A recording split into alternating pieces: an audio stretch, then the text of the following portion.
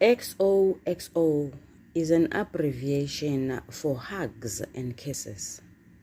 Hugs and kisses to everyone who is going through some turmoil, some hardship, some challenges. Hugs and kisses to anyone who needs a hug.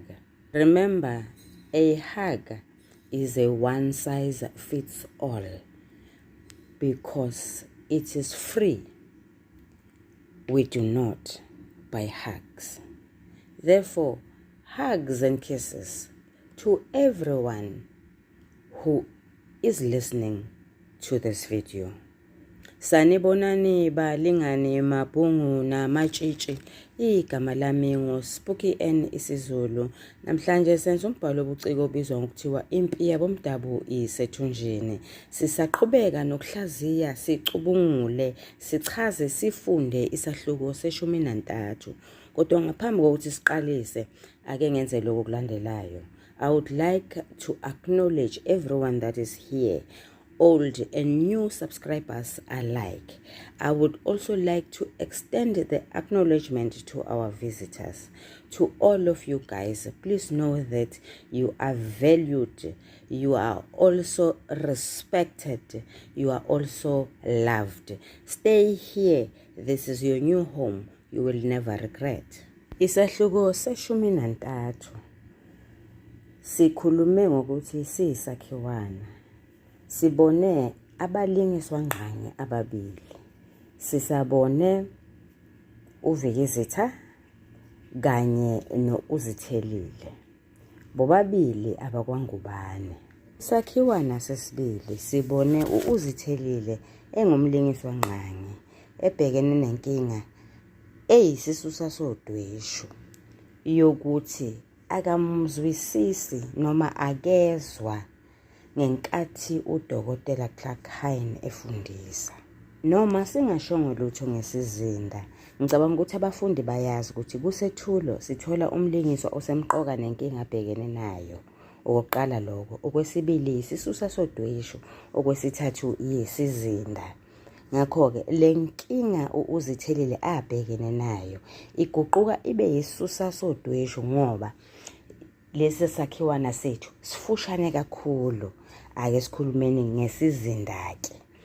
Isizinda sithinta okuthathu: indawo, isikhathi noma inkathi kanye nesimo senhlalo.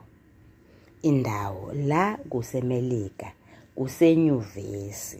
La yise-Michigan State University. Isikhathi esanamuhla sibona amanyuvesi phesheya kwezilwandle, sibona amanyuvesi eNingizimu Afrika.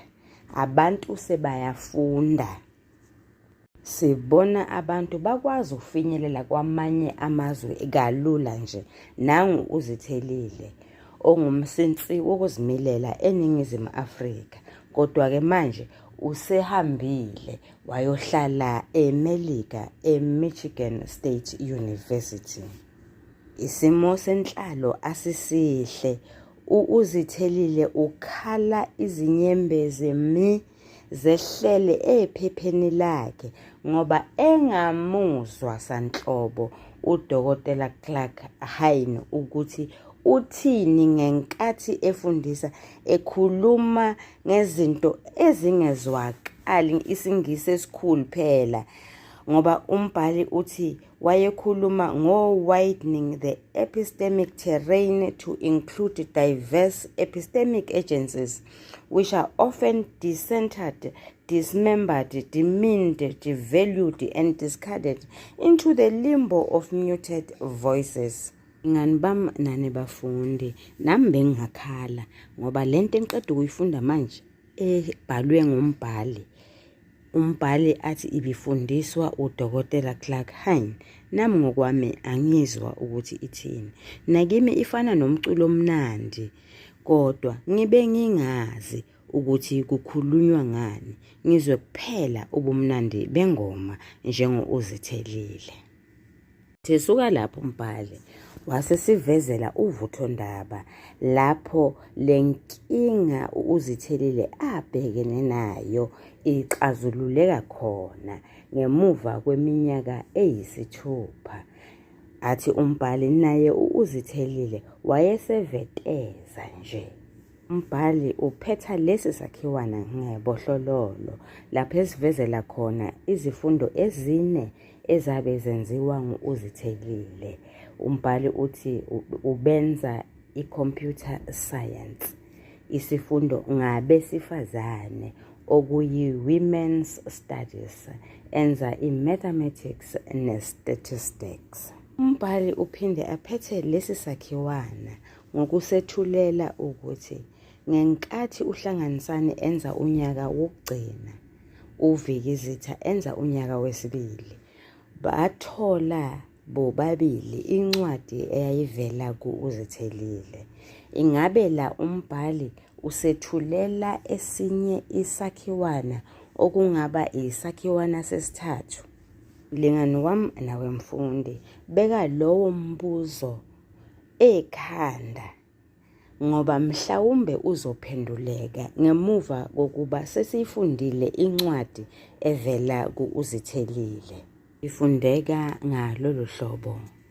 Ikheli lithi 1482 University Village, East Lansing, Michigan 48823, United States of America.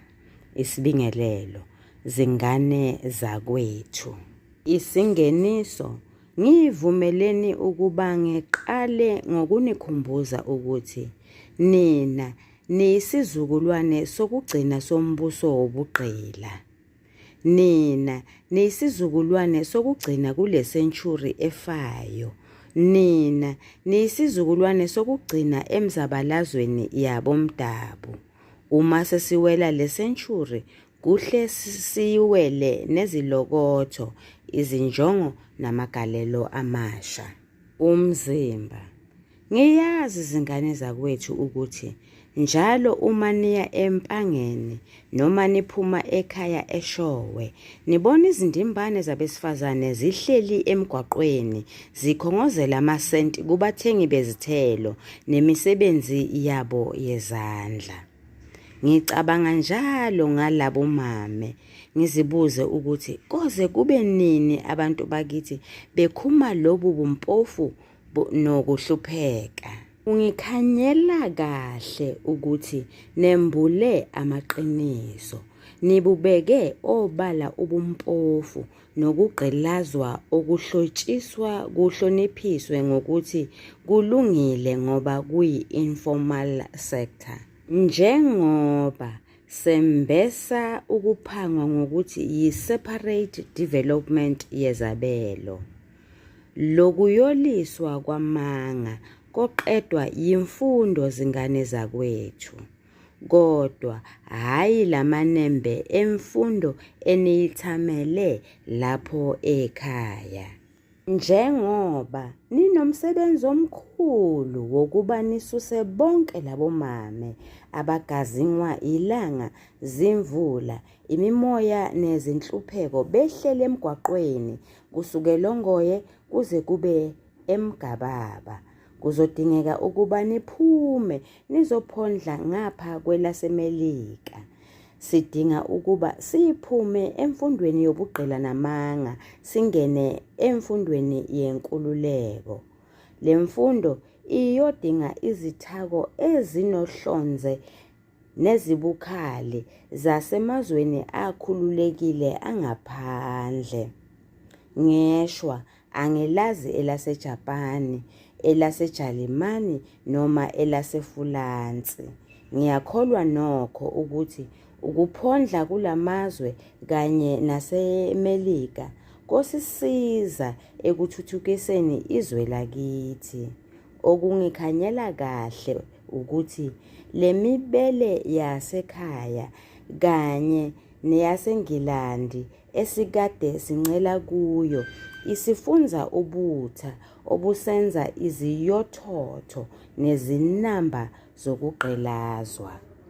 Zamani-ke mabomva mahle ukuba nifuna izindlela zokuphuma niye kulamazwe engiwabhale ngenhla. Nami ngonilekelela ukuba nginihlwayise izindlela zokuba niphume. Okungikhanyelayo mina ukuthi lapha eMelika inkundla yolwazi yenabile yajula ngezimpande. Yasho ngentululwane yezakhalwazi. Uma ngithi yenabile ngiqonde ukuthi lapha eMichigan sinama-university adlule kwayishumi. Edolobheni lase-Michigan State University e-East Lansing sinama-library amathathu, eyase-university, ehambayo kanye neyomphakathi. Konje mangakhi ama-library kwadlangezwa. Ama-library alapha anothile, anezincwadi ofunda kuzo ukuthi wathini uDokotela J.L.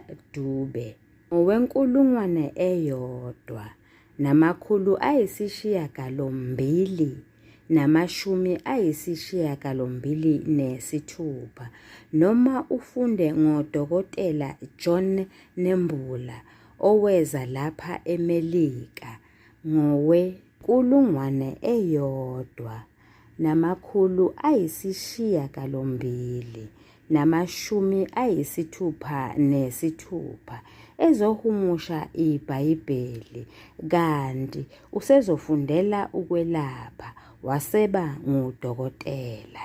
Ithini library yase-University yaKwaZulu ngoDokotela John Nembula, ngoDokotela J.L. Dube noma ngo-R.T. Caluza. Nezifundo zase-Michigan State University MSU zendlalekile. Kulezi eninazo nina lapho nazi thina esengeza ngazo lapha MSU.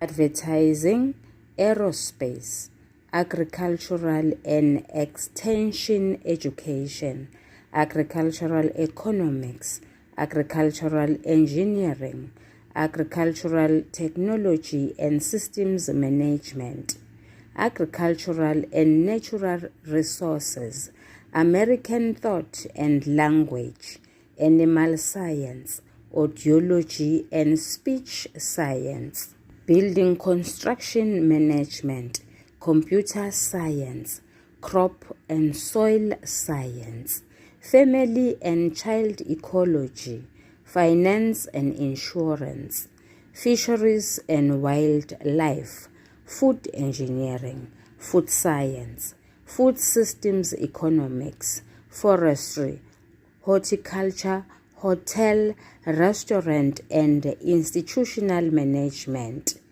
Human Environment and Design, Human Nutrition and Foods, Journalism, Labor and Industrial Relations, Management, Marketing and Logistics, Material Science and Mechanics, Military Science, Resource Development, Studio Art, which includes telecommunication, theater, urban planning, veterinary medicine kanye ne-women's studies. Kufanele ukuba kunikhanyele uma niqhathanisa izifundo zenu kanye nalezi thina esizengeza kwezenu ukuthi le university yenu ngumbangandlala. Konisiza ngani ukuba nazi ifilosofi nesingisi kodwa ningazi ngomhlabathi kanye nokulungisa ukudla? Impi YaboMdabu e-Afrika yonke isebhodweni.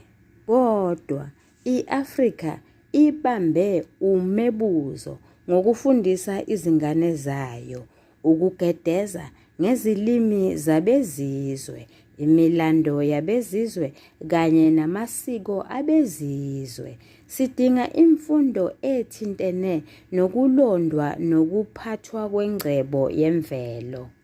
Sinayo ingcebo yemvelo, kodwa asikwazi ukuyiphatha nokuyisebenzisa, futhi asifundiswa ngalokho. Ohodoba balemfundo yethu bakholwa ukuthi ifa leziphukuphuku lidliwa yizihlakaniphi. Sithi kanti sinalezi zifundo bese siba namakholiji amathathu khona lapha edolobheni. La makholiji yi-Lansing Community College, yi-Devonport College kanye ne-Cooley Law School. Umfundi uyakwazi ukufunda kula makholiji. Kuthi lezo zifundo zasekholiji zemukelwe e-university akuyo. Nizokhumbula ukuthi mina ngenza i-aviation flight training e-Lansing Community College. Ngothi ngibuya ekhaya ngobe senginezincwadi zokushayela ibhanoyi. Ukube nanini la ngabe ningena kumakholiji nicoshe noma yini eningathanda ukuba niyifunde. Angazi noma niyabona yini ukuthi imfundo enganenzi ukuba nakho imisebenzi ukuze kusizakale uquqaba olungenamisebenzi kayimfundo yalutho. Imfundo engavula amathuba yakha amathemba kuzakhamizi ayimfundo yalutho. Imfundo engasusi abampofu ekuboleleni kolayini bokufuna imisebenzi kayimfundo yalutho. Imfundo engasiza abafundi ukuthi benze kangcono nakakhudlwana kuko konke abakwenzayo ayimfundo yalutho. Imfundo yokubhibhidla, ukucevuza nokuveteza kodwa iyisifo esinolaka nomonakalo odlula i-AIDS. Uma ngithi imfundo yaseMelika inezimpande ezinde eziyenza ukuba ijule, ngiqonde ukuthi lemfundo ithathela emilandweni emidala, yakhele kule milando ukuze isizwe singakhubeki lapho kwakhubeka khona okhokho baso. Khulume ngoDokotela J.L. Dube kanye noDokotela John Nembula.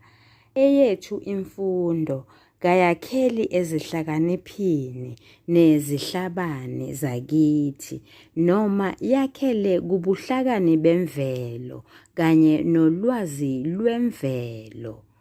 Kungathi zonke izizukulwane kwaBomdabu zakha kabusha, zikhubeke khona lapha kwakhubeka khona okhokho bethu.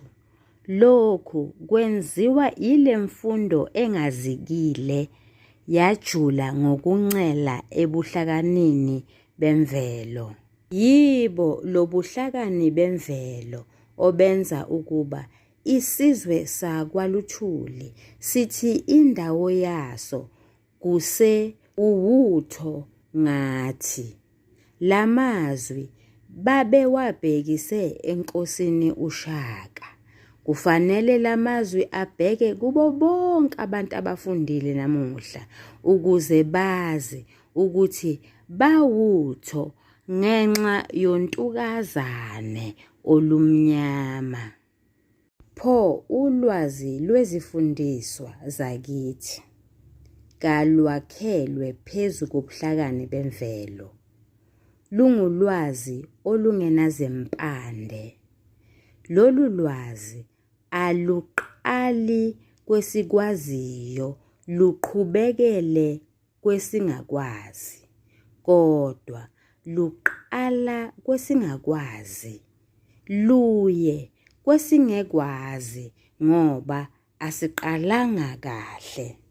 Inkithinkithi yezakhalwazi izazi nezihlakaniphi zaseMelika yenziwa ukuthi abemfundo yaseMelika abawona amazimuzimu njengezakhalwazi, izazi mbumbulu nezihlakaniphi mbumbulu zaseNingizimu Afrika ngamavimba, amavalamnyango, agovuka namathuba. Ayabaqoboza abanye abazama ukwakha ulwazi ukuze kungabibikho muntu owabangisayo lamazimzimu. Uthi nje umuntu angaba kwelenyoni yolwazi besevala umnyango ukuze kungabe kusangena muntu kulesi sigodlo sakhe.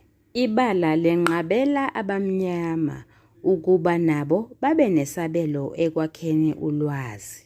Omfundo mbumbulu benqabele abangafundile kahle ukuba babe nesabelo ekwakheni ulwazi. Abesilisa banqabele abesifazane ukuba babe nesabelo ekwakheni ulwazi. Lamavimba enza ukuba izakhalwazi eNingizimu Afrika zibe yindlala.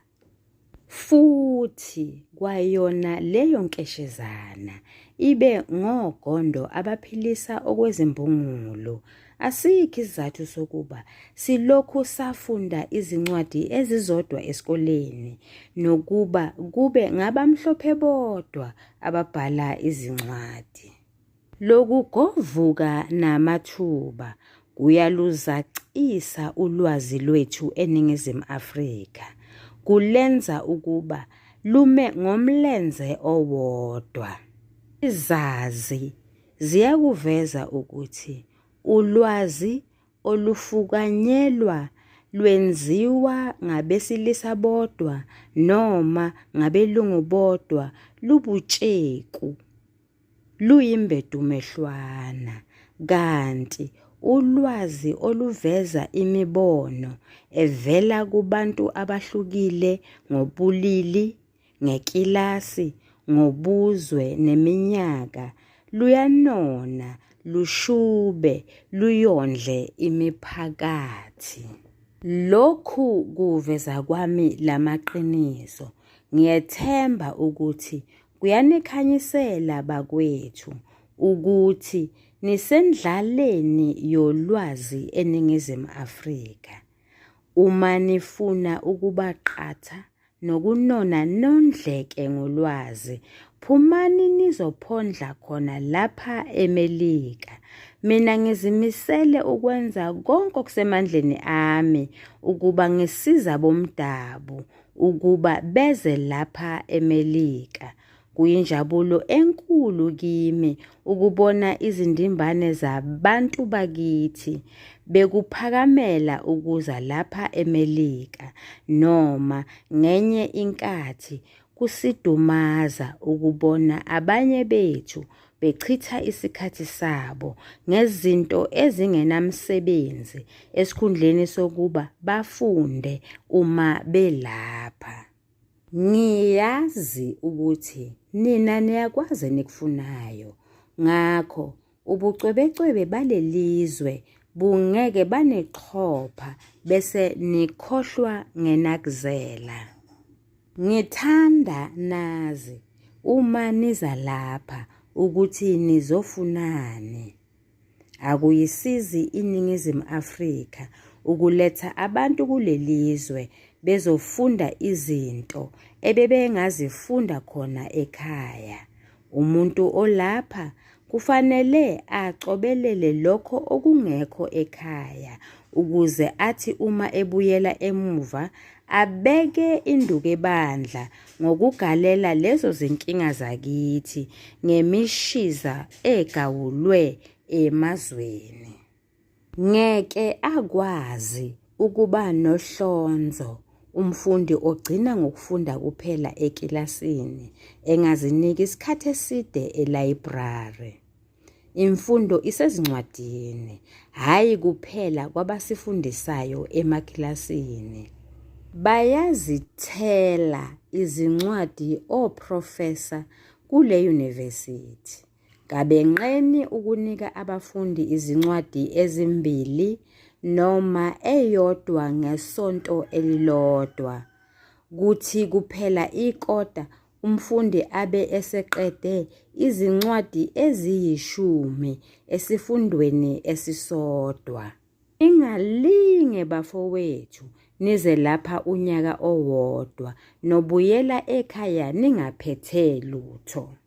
Angazi ukuthi niqhuba kanjani lapho ongoye empilweni yenu yangaphandle kwamakilasi.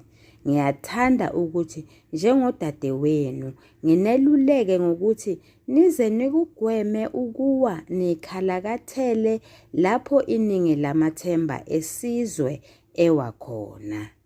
Ziphelile izingane zabantu zikhalakathela ezimbizeni zikakhwini.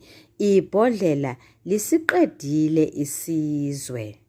Sengineminyaka emibili manje ngikulelizwe. Lapha izimbodlela zithengiswa ngisho ezitolo zokudla.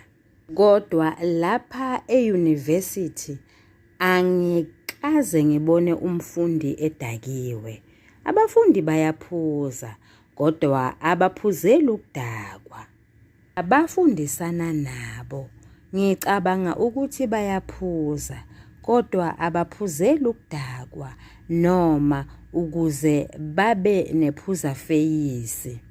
Imfundo nebhodlela akuhambisani bakwethu.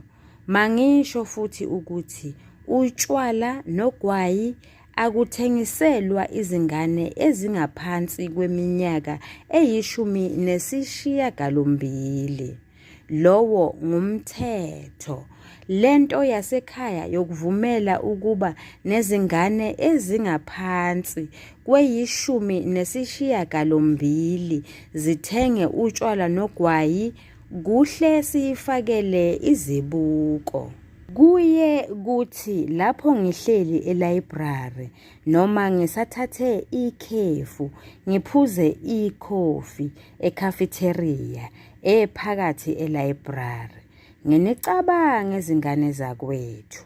Yagcwala i-library e-MSU yize ivulwa ngo-8 ekuseni ivalwe ngo-11 ebusuku noma ngo-2 ekuseni.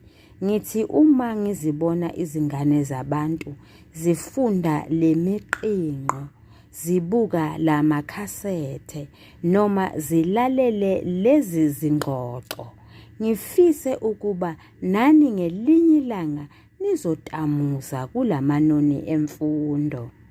Imibhalo itholakala kalula kulama-library ngoba asebenzisa amakhompiyutha.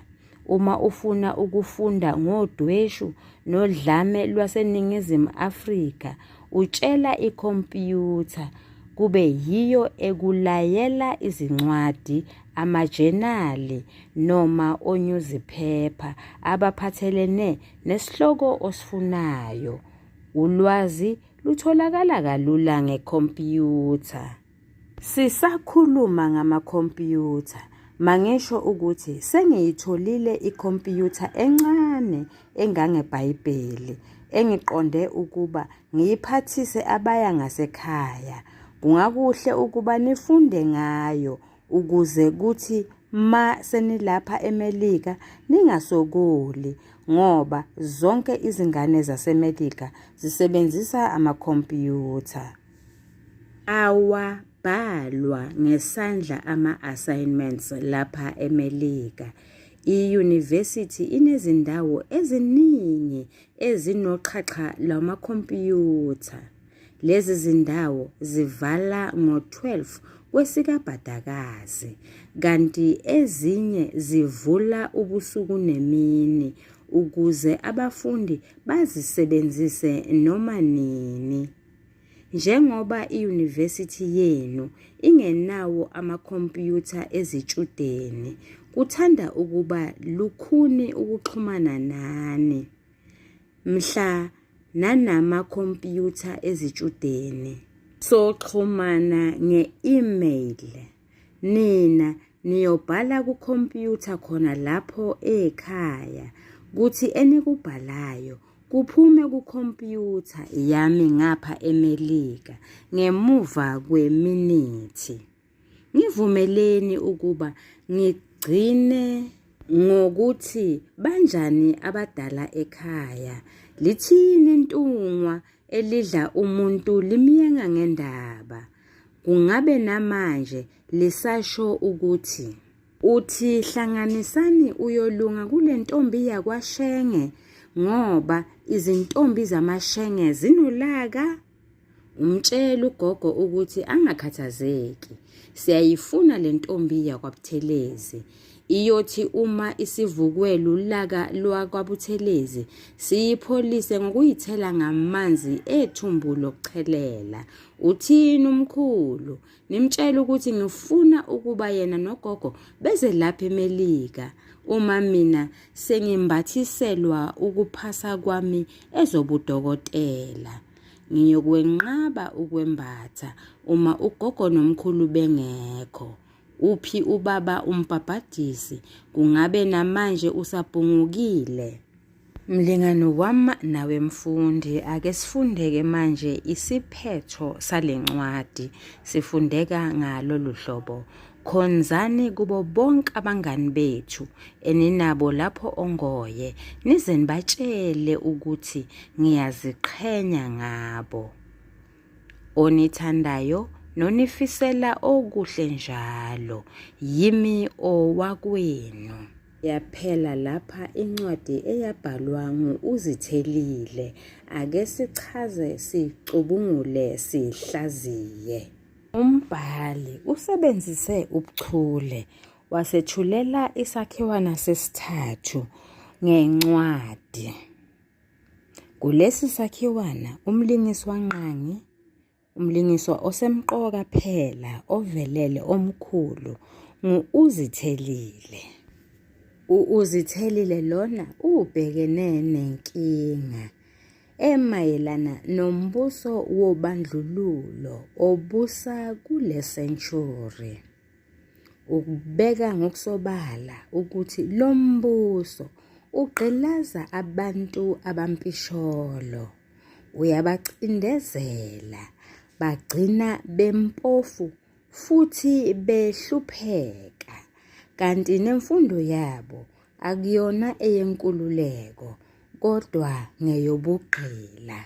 Izindimbane zabesifazane abahlala behlezi emgwaqweni bekhongozela amasenti ngokuthengisa izithelo nemisebenzi yabo yezandla. Kusukela koShowe kuze kuyofika eMpangeni, mhlawumbe kusukela ongoye kuze kuyofika eMgababa. Yibona abasetshenziswe ngumbhali njengesisusa sodweshu. Nanoma u-Isithelile eseMelika, kodwa kuyamkhathaza emoyeni ukuthi lezi zindimbane zabesifazane zigazingwa ilanga, zimvula nemimoya.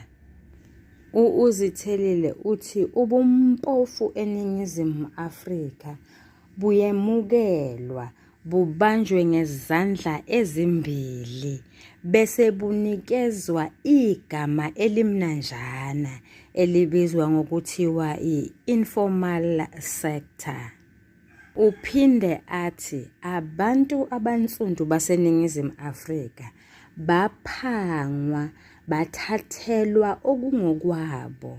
Kodwa-ke lokho kuphangwa kwabo kuyembeswa namhlanje, kunikezwe igama elizozwakala lilihle ezindlebeni zabantu, kuthiwe yi-separate development yezabelo. Akahambisani-ke yena nalawo mangalawo. Okumnandi ngale ncwadi ka-Isithelile ukuthi ibeka sobala izingqinamba abantu baseNingizimu Afrika abahlangabezana nazo, kodwa ibuye iveze ukuthi zingaxazululeka kanjani. Okokuqala, uZithelile uthi kufanele abantu baseNingizimu Afrika bathole imfundo yenkululeko etholakala eMelika, eJapan, eJalimane naseFulansi, ngoba engahambisani nemfundo etholakala eNingizimu Afrika kanye naseBritain noma eNgilandi. uZithelile ugqugquzela abafowabo ukuba baye kulamazwe asewabalile bayophondla khona. Uphinde abale ukubaluleka ezikhungo lapho kugcinwa khona izincwadi ezibizwa ngokuthi phecelezi ngesiNgisi ngama-libraries. Uthi eMichigan mathathu kukhona eyenyuvesi, ehambayo kanye neyomphakathi. Abuze ngoba uyaqhathanisa indawo akuyona manje nendawo adabuka kuyo kwaZulu. Ubuza ukuthi mangakhi nje ama-library kwadlangezwa. Uphinde akhulume nangemiqulu etholakala kuwo lama-library. Akhulume ngemiqingo equkethe ulwazi ngodokotela uJL Dube kanye noJohn Nembula owaya eMelika ngokuyohumusha iBhayibheli, kanti usezofike afunde abe ngudokotela wezokwelapha. Aqhathanise-ke uZithelile abuze ukuthi inyuvesi yakwaZulu lapho kufunda khona uhlanganisane noVikizitha ngabe ithini ngodokotela uJL Dube, ngoJohn Nembula, mhlawumbe-ke ngo-RT Kaluza. Abese sinikeza inkithinkithi yezifundo ezenziwa eMelika ezingekho eNingizimu Afrika, noma lezo acabanga ukuthi azikho eNingizimu Afrika. Ngizosho-ke mlingani wami nawe mfundi ukuthi ngisho ngani ukuthi lezo acabanga ukuthi azikho eNingizimu Afrika ekugcineni kwale video. Ngesikhulume ngesizinda, indawo ise-Michigan State University, inkathi noma isikhathi esanamuhla. Kukhulunywa ngemfundo, kukhulunywa ngabesifazane abathengisa izithelo emigwaqweni, kukhulunywa ngama-library, kukhulunywa ngezifundo ezahlukahlukene, o-advertising, no-aerospace, no-agricultural economics. Isimo senhlalo ngakwelinye icala sihle, ngakwelinye asisihle. Ngenkathi uZithelile ebingelela abanewabo, wasebenzisa amagama athi zingane zakwethu. Lawa magama aqukethe ulimi oluncengayo futhi aveza umuzwa wothando. Isimo senhlalo asisihle. Yingane, yingoba abesifazane bahlala emgwaqweni bakhongozele amasenti. Lokho kumphatha kabi uZithelile. Yingoba imfundo yaseNingizimu Afrika nemfundo yaseMelika ayifani. Imfundo yaseNingizimu Afrika isonge ubugqila ngendwango, yasemukelisa bona njengesipho. Ukubhebhetheka kodweshu sikubona ngenkathi uZithelile ethi i-Afrika ibambe umebuzo ngokufundisa izingane zayo ukugedeza ngezilimi zabezizwe, imilando yabezizwe kanye namasiko abezizwe. Uzithelile uthi sifundiswa ifilosofi nesiNgisi, kodwa asazi lutho ngomhlabathi, asilimi, asazi lutho ngokulungisa ukudla. Ngokucabanga kwami, uzithelile la ubekhuluma the manufacturing of our natural resources. Ngicabanga ukuthi ubekhuluma nge-secondary production, food security and food production. Lingani bam nani bafundi, ingabe niyaqaphela yini ukuthi umbhali uthi anganikeza inkinga uzithelile abhekene nayo bese unikeza izizathu zokuthi usho ngani? Athi anganikeza isisusa sodweshu bese unikeza izizathu ezichaza ukuthi usho ngani. Siboneke sitheni? Sithe inkinga uzithelile njengomlingisi wanqangi abhekene nayo ngumbuso wobugqila. Yiziphi-ke izizathu ezifakazela lokho? Ubandlululo, ubumpofu nokuhlupheka, yimfundo yobugqila. Okwesibili, umbhalo ukhulume ngesisusa sodweshu. Wathi yizindimbane zabesifazane abahlala emgwaqweni bakhongozela amasenti. Wasitshela ukuthi kusuka kuphi kuye kuphi, kusuke kuphi kuye kuphi. Ziphi izizathu ezifakazela lokho? Esokuqala, yi-informal sector. Esesibili, yi-separate development yezabelo. Esesithathu, esibekwe njengesixazululo, ukuyophondla eMelika kanye naseJalimane, eJapan naseFulansi. Esesine, ukuthi kufanele kutholakala ulwazi olunzulu ema-library. Wasebeka-ke ngokuqhathanisa ukuthi mangakhi eMichigan State University. Okunye ukuthi kufanele kutholakale ulwazi kule miqulu ebhaliwe ekhona ngaphakathi kwama-library. Wasebenzisa udokotela J.L. Dube noJohn Nembula njengezibonelo zabantu abanolwazi olunzulu okufanele thina sithole lolo lwazi lwabo ngokuthi silufunde phansi. Sekhuluma ngezinhlobonhlobo zezifundo ezikhona eMelika. Sekhuluma ngokubhebhetheka kodweshu. Wathi ukubhebhetheka kodweshu ukuthi sifundisa izingane zethu ukuthi zigedeze ngezilimi zabezizwe, zifunde imilando yabezizwe namasiko abo, sikhohlwe ukuthi impi YaboMdabu isebhodweni. Ebeka isixazululo, wathi sidinga imfundo ezosifundisa ngokulondwa nokuphathwa kwengcebo yemvelo ukuze sibe nolwazi ukuthi singayiphatha siyisebenzise kanjani. Ngiyabonga. Sizothatha isixakaxaka-ke manje sibone ukuthi umbhali usethule kanjani. Uzithelile ukhononda ngemfundo eyizeleze okuyimfundo yethu.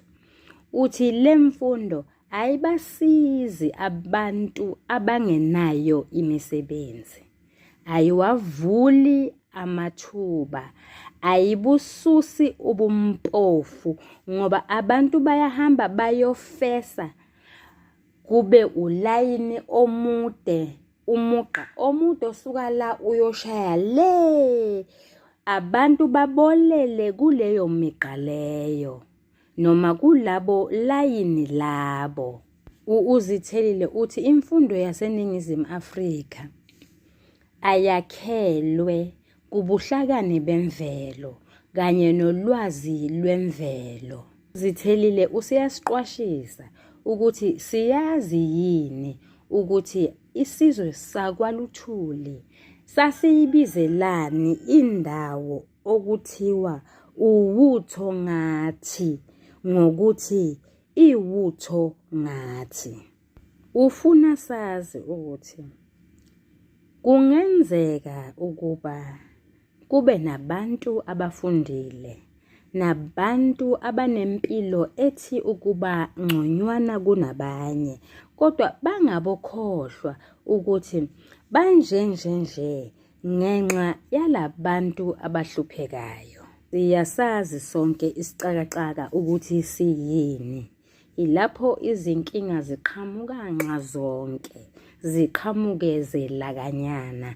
Ngakho-ke iyiphi enye inkinga elandelayo? Uzithelile uthi labantu okungathi sebelapha phezulu esicongweni baba ngamazimuzimu, babe ngogombela kwesabo, babe ngamavimba, babe ngamavala-mnyango akuvuka namathuba. Enye inkinga uzithelile akhuluma ngayo yilena ethi umfundi waseNingizimu Afrika ugcina ngokufunda kuphela lokho afundiswe kona nguthisha ekilasini, akabe esazinika ithuba noma isikhathi sokuthi aye e-library ukuyocwaningisisa kahle ngalezi zinto afundiswa ngazo. Enye inkinga akhala ngayo uzithelile yinkinga yebhodlela likagologo. Uthi izindimbane zabantu zikhalakathela ezimbizeni zikakhwini, ibhodlela lisiqedile isizwe. Uthi eMelika nakhona kuyaphuzwa, kodwa akuphuzelwa ukudakwa. Uthi kufanele siyekele nomkhuba omubi wokuthi sithume izingane ezingaphansi kweminyaka eyi-18 ukuba ziyosithengela ubhiya noma ugoloko kanye nogwayi.